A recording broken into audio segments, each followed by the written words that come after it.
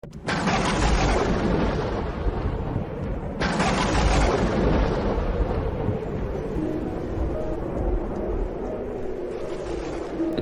a tant aimé le monde qu'il a donné son Fils unique. Ainsi, tout homme qui croit en lui ne périra pas, mais il obtiendra la vie éternelle. Car Dieu a envoyé son Fils dans le monde, non pas pour juger le monde, mais pour que par lui le monde soit sauvé. Celui qui croit en lui échappe au jugement. Celui qui ne veut pas croire est déjà jugé, parce qu'il n'a pas cru au nom du Fils unique de Dieu. Acclamons la parole de Dieu. L'Église célèbre aujourd'hui la solennité de la Sainte Trinité, la troisième des 4 grandes fêtes qui conclurent le cycle pascal. Il nous reste à célébrer la 4e, la solennité du Corpus Christi, du corps du Christ. Nous devons comprendre quelque chose de fondamental et de général dans notre foi, la relation entre les dogmes, la théorie et la morale pratique, car sans une bonne théorie, il ne peut y avoir de bonnes pratiques, bien que la théorie ne soit certainement pas suffisante. Dans tout pays, il existe ce que l'on appelle une constitution, un texte constitutionnel qui soutient et contient certaines règles, des principes de base qui sont ensuite appliqués dans les lois. Lorsqu'une loi n'est pas conforme à ces principes de base, un appel est interjecté auprès de la Cour suprême ou de la Cour constitutionnelle, selon le pays, d'une manière ou d'une autre, et cette loi est inconstitutionnelle et est abrogée. C'est pour nous, catholiques, la relation entre le dogme et la moralité. Le dogme, bien sûr, il y en a qui sont de grands piliers qui soutiennent tout. Ce sont les soi-disant dogmes de la foi. Les dogmes de la foi, ce ne sont pas les seules choses auxquelles nous devons croire, mais ce sont les choses essentielles auxquelles tous les catholiques doivent croire. Ce ne sont pas les seuls, ce sont les essentiels. Au sein des dogmes de la foi, il y a certains dogmes de la foi qui se réfèrent à Dieu, notre Seigneur. Il y a des dogmes de la foi qui se réfèrent à l'Église, à la Sainte Vierge, à la vie éternelle. Eh bien, il y a des dogmes de la foi qui se réfèrent à l'Église, à la Sainte Vierge, à la vie éternelle. Eh bien, il y a des dogmes de la foi qui se réfèrent à l'Église, à la Sainte Vierge et à la vie éternelle.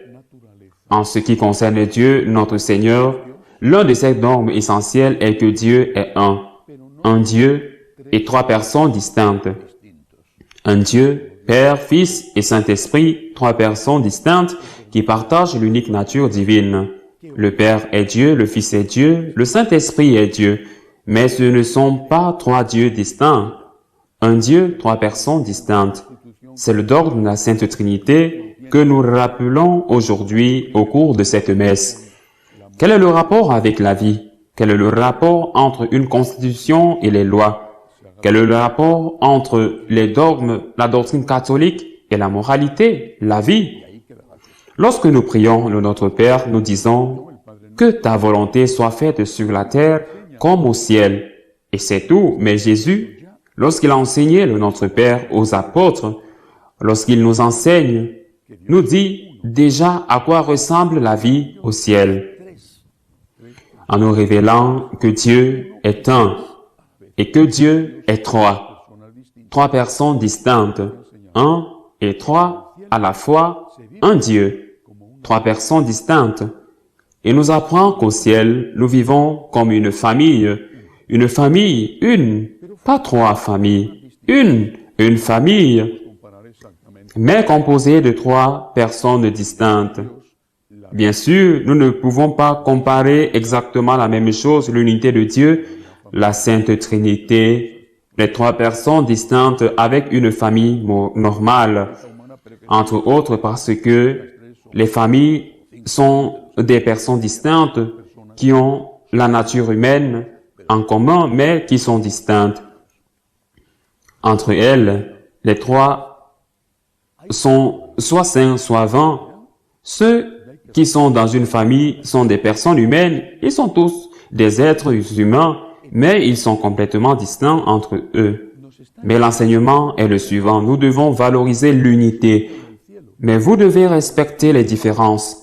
C'est l'enseignement et c'est extrêmement pratique. Le dogme de la Sainte Trinité nous enseigne comment vivre au ciel et il nous enseigne à essayer de l'appliquer sur terre. Que ta volonté soit faite sur la terre comme au ciel. Que signifie l'unité appliquée à notre vie? Par exemple, appliquons-la à la famille. Que signifie l'unité? Cela signifie que nous devons faire un effort pour maintenir cette unité appliquée à notre famille. À Dieu, cet effort n'existe pas pour Dieu. Appliqué à la famille, nous devons faire un effort pour l'unité. L'unité est une valeur. C'est une grande valeur et nous voyons les conséquences de ne pas vouloir payer le prix de l'unité. Quand nous ne payons pas le prix de l'unité, ce que nous avons, c'est la division. L'unité, c'est Dieu. La division, c'est le diable. Quand nous ne payons pas le prix de l'unité, ce que nous avons, c'est la rupture.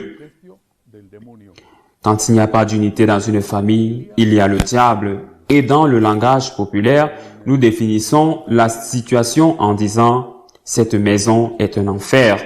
Et nous disons la vérité. Il y a le diable ou nous disons « ici, il n'y a personne qui vit ». Et nous disons « il n'y a personne qui vit ici ». Et nous disons la vérité parce qu'il n'y a personne qui vit ici, parce qu'il n'y a pas de Dieu ici.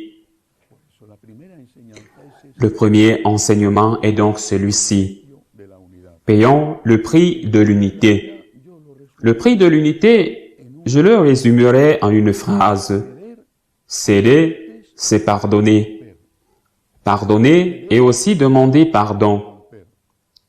Céder, c'est accepter que l'on n'est pas Dieu, que l'on ne sait pas tout, que l'on peut se tromper, que tout ne doit pas toujours se faire comme on le pense parce que l'on n'est pas Dieu, même si l'on est le chef de famille. Qu'est-ce qu'il faut expliquer dans cette phrase? Jusqu'où doit-on céder? Jusqu'où doit-on céder? Ou, pour le dire autrement, peut-on réconcilier l'unité avec la vérité en acceptant le faux? La charité nous conduit-elle à accepter comme vrai ce qui est faux? Bien sûr que non. Il y a des lignes rouges à ne pas franchir, mais dans la pratique, avant d'atteindre ces lignes rouges, il y a un long chemin à parcourir. Se mettre à la place de l'autre, essayer de se mettre dans sa situation, avoir des yeux pour voir ce qui lui arrive, avoir des oreilles pour entendre même les mots que l'autre ne prononce pas, mais qu'il vous dit avec des gestes. Ouvrir son cœur, se mettre à sa place, pardonner, demander pardon, recommencer, aimer l'autre tel qu'il est. Même s'il faut lui demander d'être meilleur qu'il n'est. Sauver l'unité, l'unité qu'est Dieu. L'unité qui se forge dans l'amour pour Dieu et dans l'amour que Dieu nous enseigne. Mais Dieu est aussi différence, Père, Fils et Saint-Esprit. Qu'est-ce que cela nous apprend? Eh bien, que nous devons respecter ces différences dont l'essentiel, l'unité, les lignes rouges ne peuvent être franchies. Mais dans tout le reste, le respect, céder plutôt que rompre. Le respect qui signifie que Marie ne peut pas attendre de sa femme qu'elle soit comme lui. Par exemple, que la femme de son mari ne peut pas attendre que son mari, qu'il soit comme elle. Il est un homme, elle est une femme. Notre psychologie, pas seulement notre corps, notre psychologie est différente et ce n'est pas une honte. C'est un cadeau, c'est un enrichissement. Les parents ne peuvent pas attendre de leurs enfants adolescents qu'ils soient déjà adultes, matures, responsables. Ils le seront, peut-être ou pas, mais à ce moment-là, ils ne le sont pas. Ce sont des adolescents et souvent compliqués. Ils vous font souffrir et ils souffrent. Acceptez cette différence, ça passera. Ne vous inquiétez pas. Vous avez aussi eu cette étape, ça passera. Cette étape où vous savez tout. Personne n'a à vous apprendre quoi que ce soit. Vous ne devez rien à personne. Tu as droit à tout. Les choses typiques de l'adolescence, ça passera. Accepte-le comme il est.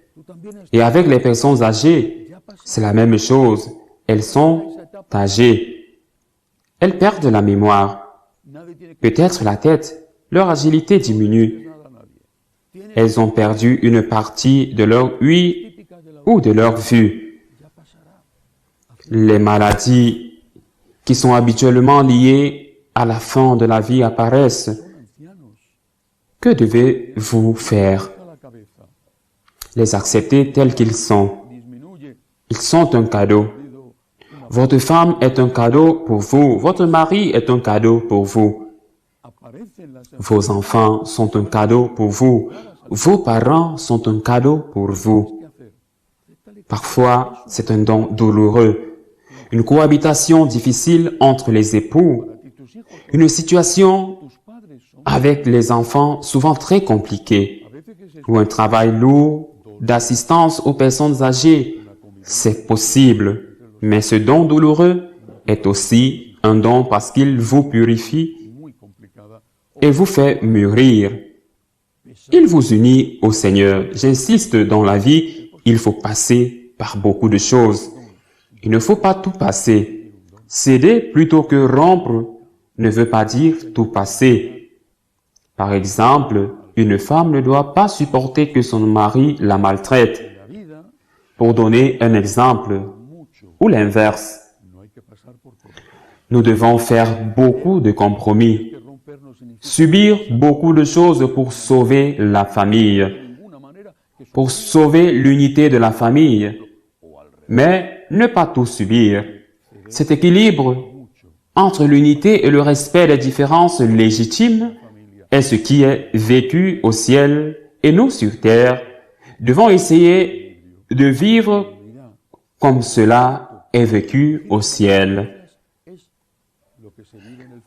Demandons au Seigneur la lumière pour savoir ce que nous devons faire à chaque instant et la force, la grâce dont nous avons besoin pour le faire. Ainsi soit-il.